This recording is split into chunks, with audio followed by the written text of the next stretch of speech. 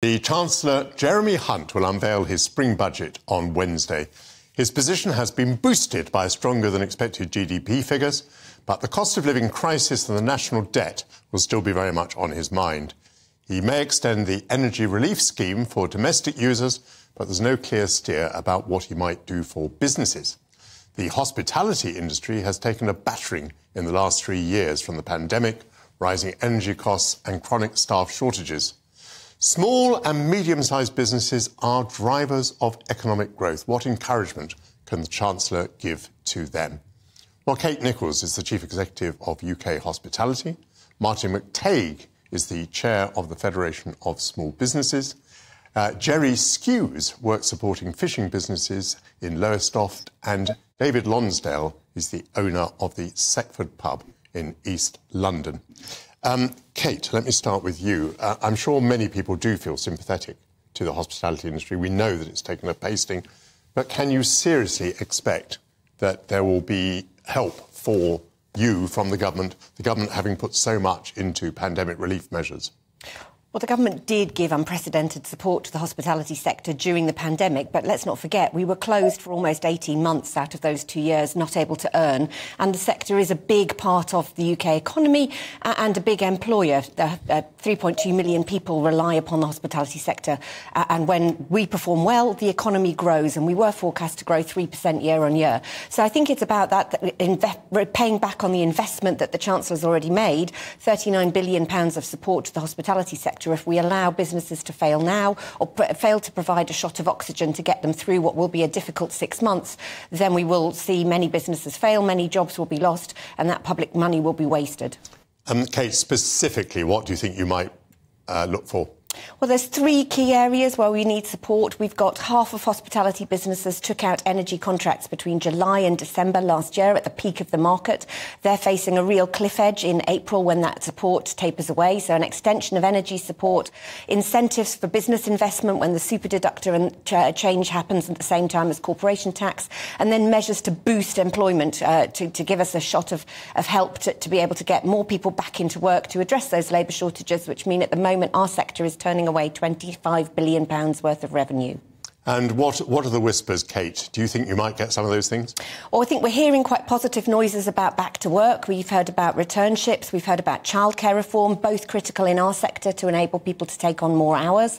And there is talk about business investment and incentives for investment in people and in place. That's going to be critical to get the economy moving and also to drive down inflation. And if the Chancellor wants to deliver on those 2 key government priorities, then our sector is the biggest and best bet.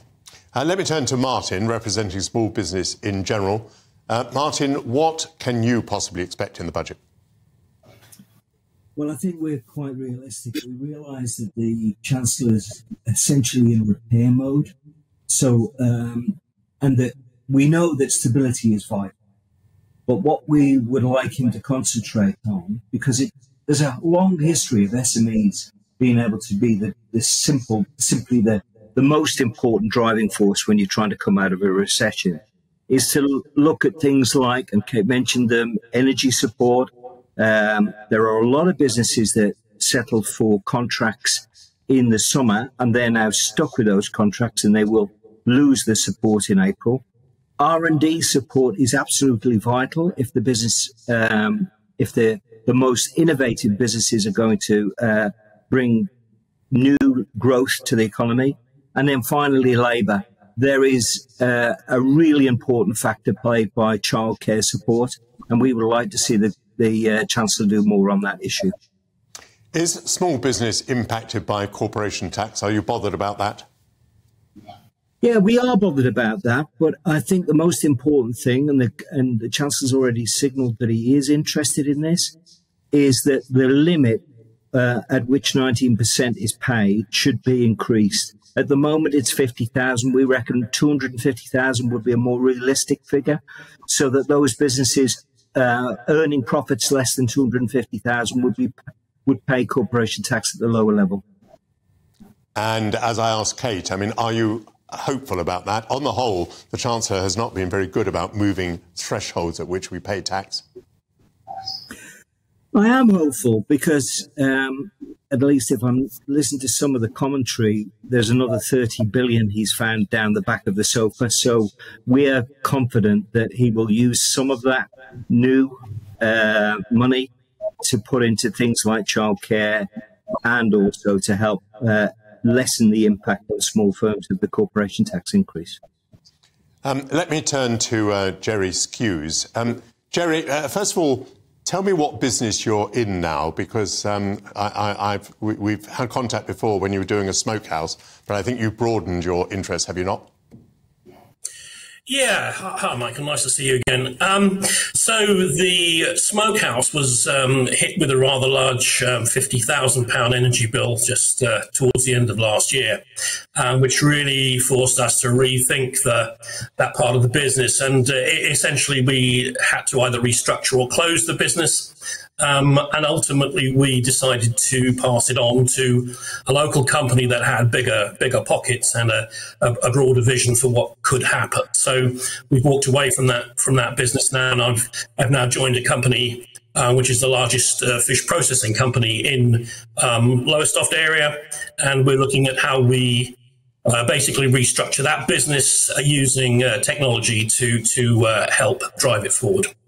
Are you processing fish that's been landed in Britain, or is it fish that's come from abroad?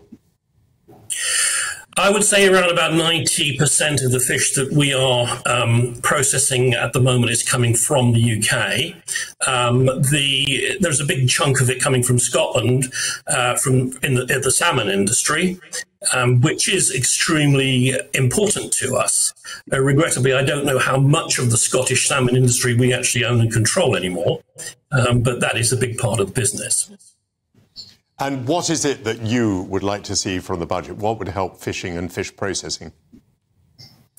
I think there are three things that I look at in terms of making a small business work, and they really are cost reduction, strong management, education training, and technology. So technology creates a competitive strength. So levelling up the playing field as far as we're concerned.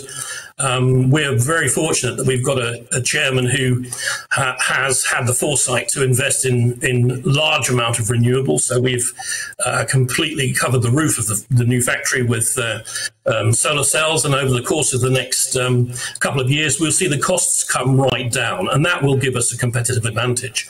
But having said that, we also need to invest in technology infrastructure and make that work. And on the third part of that is we still need to get strong level of staff, good training, and we need to make it an exciting and interesting industry to work in.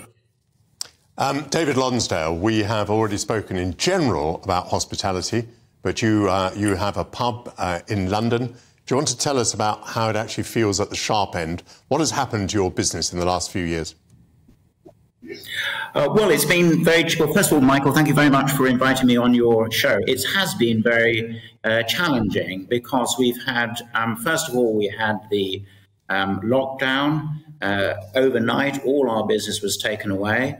And then when the lockdown was eased, there were still lots of restrictions. You remember, first of all, we had to have people outside, and then there was the rule of 6, and so you couldn't trade properly.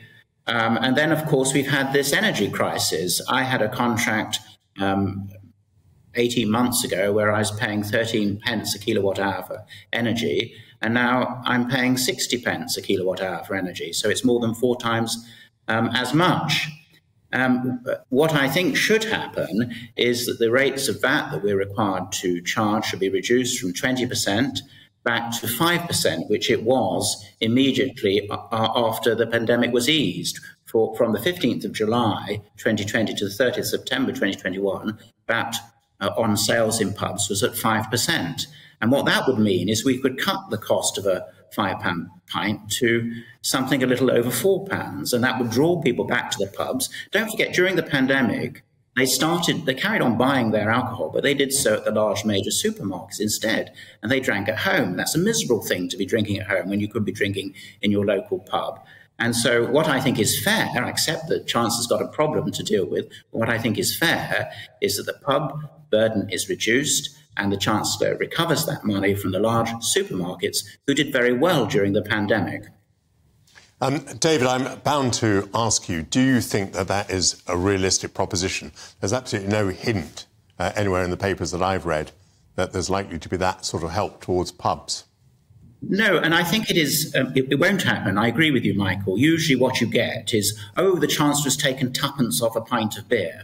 Well, if you reduce a pint of Guinness from £6 to £5.98, you don't get some whores travelling towards the Seckford at great rate of knots. That's not going to do it. The trouble is that what I think we as a country should recognise is that pubs are closing down. We lose roughly 1% of our pubs every year. 2022, 400 were lost. Kate will know we're now below 40,000 pubs. It may seem a lot, but if you lose 1% every year, after 20 years, you've lost 20%.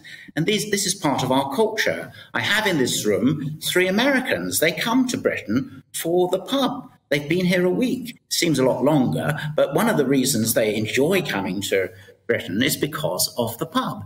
And I think we should be proud of our pubs. We should keep them open, but they do need some help. I'm not actually asking for something for a long time, but I think, this is an emergency crisis. There will be more pubs that close. Pub just up the road from me, very lovely Victorian pub. I used to go there often myself.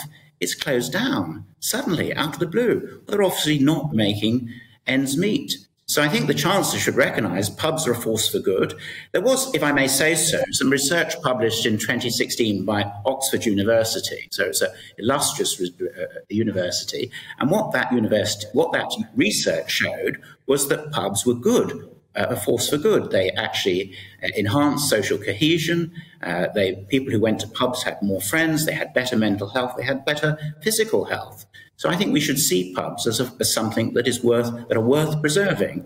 And I don't want to whinge all the time, but we do need some help. We really need some help. Let me turn to Kate Nicholls on this. Kate, how would you characterise the situation that we're in at the moment? Is it a crisis where pubs and other hospitality venues are closing, or is it more that we need to stimulate the small business sector because it is the engine of growth? We need to stimulate the small business sector because it is an engine of growth, but pubs, hotels, bars and restaurants, they are the critical part of the economy that is needing this help. And they are the bit, half of them are saying that they won't make a profit this year simply because of energy costs. So energy is the differentiating factor at the moment. And one positive thing that the previous Chancellor did announce was a different rate of duty for beer sold in pubs. We need that implemented as quickly as possible, and the gap needs to be widened to give that incentive to come back, eat and drink in our pubs, bars and restaurants, and deliver that £39 billion tax take back to the Exchequer, which is so vital for funding public services. And let me give the last word to Martin McTague, representing small business in general. If there were one thing that you might get out of the budget, what is it you would ask for? The biggest thing for me is the business rates need reforming. We believe that if they could increase the rate at which small businesses were protected from business rates up to 25,000, that would make a massive difference to put businesses